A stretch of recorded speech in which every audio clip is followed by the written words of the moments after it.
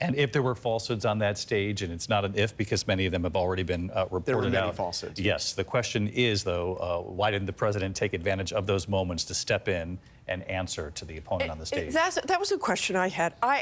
Not only did he not step in, I kept asking myself, what exactly is the strategy here for this debate? What is Joe Biden trying to do here with Donald Trump?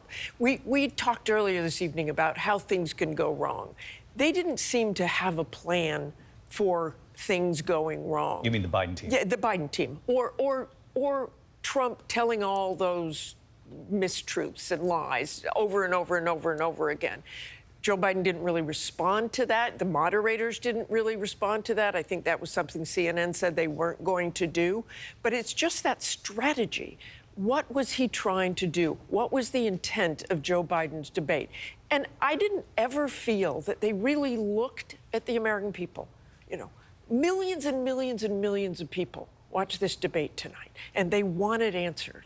Did they get them? I'm not sure. Again, it was just Joe Biden isn't responding very well. Joe Biden is taking huge pauses. That may overwhelm absolutely everything, because that's not going away. We'll see that tape over and over and over. We probably already are in ads over and over and over again. That is going to be a very, very tough thing for the Biden campaign to recover from. And, you know, the falsehoods on the stage, President Biden did talk about lies. He said this is malarkey, called him a liar. They both called each other liars, in fact. The question is, though, on some of the issues where there are such stark differences, abortion rights in this country. I mean, we have a very different Supreme Court. The overturning of Roe a couple of years ago now. That's the new ruling today. There were a lot of immediate sort of headlines that Americans can latch onto, and they might be at very different ends of the spectrum on the issues, but there wasn't a true engagement on the real crystal clear differences here. That's exactly right. They didn't counter one another's arguments. They just went off in different directions. You're a liar.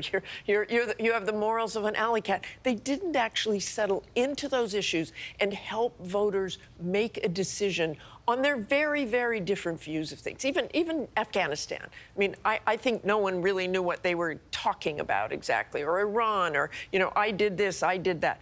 There were really poor explanations in many instances of where they stood on these things, and yet they have very, very clear differences that, if you didn't know much about them, would be completely lost on.